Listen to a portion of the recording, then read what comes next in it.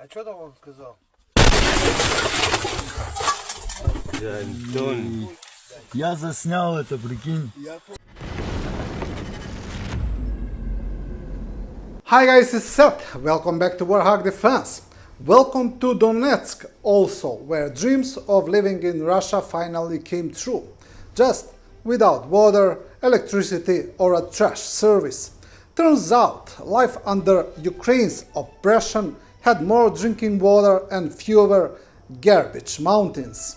Now, even the die-hard are fleeing the paradise they fought for, one empty bucket at a time. In the scorching summer heat of Donetsk, despair is mounting once again. As temperatures reach 35 degrees Celsius in the shade, water has become a luxury, supplied for only a few hours every 3 days, if at all. The lack of basic services is driving yet another wave of civilians to leave the city, which has been caught in the crosshairs of war and occupation since 2014. According to Marina Kharkova, a well-known propagandist for the so-called Donetsk People's Republic, DNR, even the most loyal residents are giving up hope. The second family of my friends is leaving Donetsk forever this month, she wrote, because there is no water, none at all. This is not a supply, but a handout. Kharkova's account, published by Krymsky Veter, paints a grim picture of a region in freefall. Piles of uncollected garbage bake under the sun, contaminating the air. Infrastructure has collapsed, and residents no longer believe in promises of improvement. The city, once an industrial hub of eastern Ukraine, is now suffocating under the weight of both neglect and delusion. The rhetoric from local officials remains painfully detached from reality. Claims that life will improve once Slavyansk is captured have grown hollow. That is a lie, Kharkova insists, noting that any advance is likely to be met with resistance or deliberate sabotage. The Ukrops will either blow up the canal of the Seversky Donets River or do some other nasty thing, she says, echoing the paranoia that permeates DNR narratives. Yet even within that echo chamber, faith is eroding. This is not the first exodus. Since 2014, wave after wave of residents have abandoned the city in search of something better, or simply something survivable. What makes this latest flight different is its finality. The illusion of return is fading. There is no longer even a vague horizon of stability or recovery. As Kharkova bluntly concludes, people don't see a future here. Her comments also revive an ominous remark reportedly made in the early days of the Republic, that 350,000 people are enough for you here. Whether it was cynicism or calculation, it now reads like a mission statement. The once vibrant city is being hollowed out slowly and deliberately. What's left behind is a haunting image of Donetsk, sweltering, broken, and forgotten. A city where even the Loyalists have begun to ask if this is all part of a larger plan, not to build something new, but to erase what remains.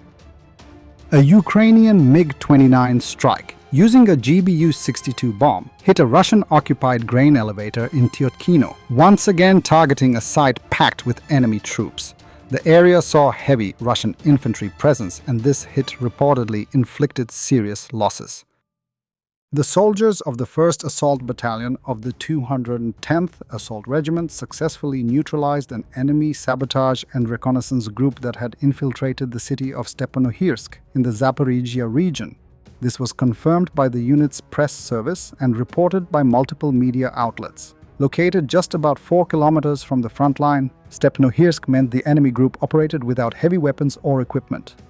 According to the released video footage, the enemy operated in small groups dispersed throughout the town. Ukrainian defenders eliminated them using artillery and drones. In one of the videos, an FPV drone can be seen flying through a narrow basement window of a multi-story building where a group of enemy infantry was hiding. As a result of a carefully planned assault operation with constant fire support, Ukrainian forces drove out the Russian occupiers without losses and fully regained control over positions in the town and its surroundings. The offensive operations in the Stepanohirsk area are being carried out by the units of the 429th Motorized Rifle Regiment, the 45th Guards Spetsnaz Brigade, the 125th Motor Rifle Regiment, and the 108th Guards Kuban Cossack Air Assault Regiment. Which specific unit attempted to establish a foothold directly within the town has not yet been clarified.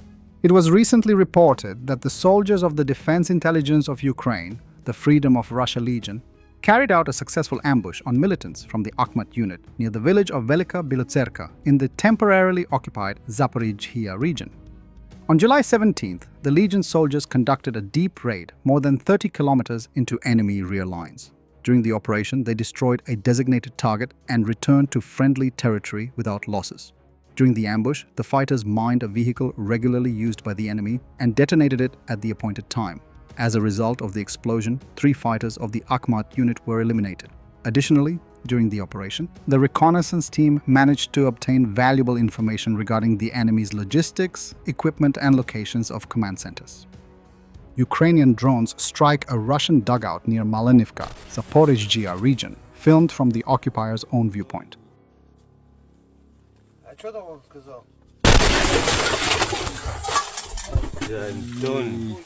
Я заснял это, прикинь. Сука. Охуеть, прикинь, как он въебал. Нам было этот забирать оттуда. Фу, бля, здесь ничего не видно. Даже руку мою... А, видно чуть-чуть. Блядь.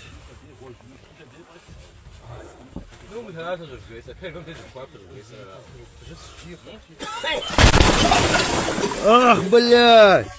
Все живы? У меня аж руки нахуй отсушило, прикинь. And when you want war, you get war on all fronts. In a coordinated cyber attack, pro-Ukraine hacker group Silent Crow, in partnership with Belarusian cyber partisans BY, have reportedly completely destroyed the internal IT infrastructure of Russian airline Aeroflot. Silent Crow has claimed via a post on their Telegram channel. In the same post, hackers have revealed that they had infiltrated the airline's corporate network for over a year. The cyber attack, which targeted Aeroflot's critical corporate systems, has caused significant damage to the company, including the destruction of approximately 7,000 physical and virtual servers, Silent Crow stated. Hackers also claimed that they were able to compromise various systems and also took control of personal computers, including those of top management. In addition, the hackers had reportedly extracted data from surveillance servers, including audio recordings of phone calls and intercepted communications. The total amount of information extracted is estimated at 12 TB of databases, 8 TB of files from Windows Share, and 2 TB of corporate emails. This attack is part of Silent Crow's broader efforts, which previously included hacking Russian telecommunications giant Rostelecom and the Russian State Register, where they claimed to have released sensitive data online. Aeroflot had reported that there was a failure in its information system that has led to 42 flights being cancelled. However, the company did not specify what it was related to and how long it might take to fix it. Earlier, it was reported that a large-scale cyber attack carried out by Ukrainian hackers against Russian energy giant Gazprom has reportedly caused significant disruptions and wiped out vast amounts of critical data. Slovak Prime Minister and another Putin's lapdog in Europe, Robert Fico, claims the West made a mistake using Ukraine as a battering ram against Russia. He argues the conflict could have ended in April 2022. But the West blocked it. Fico claims the strategy to weaken Russia failed, adding Moscow's economy is now seen as stronger than Germany's. He also called the war in Ukraine a greater global threat than the Gaza conflict. The conflict has no military solution. When I said this 2 years ago, I was mocked. Today, it has become a generally accepted truth, and I still stand by my words that the West was not interested in ending the conflict as early as April 2022. When such a real possibility existed. The West naively believed that it would use Ukraine as a battering ram to weaken Russia. However, that did not happen and will not happen. Thanks for watching, and don't forget to subscribe. Also, if you want to support Warthog Defense, please become our member and get early access to new videos, exclusive members-only videos, and become administrator in comments section. The membership link is in the description. Every day. We had a guy last week, it's 6 rescues in 6 days. You know, he's doing the job every day.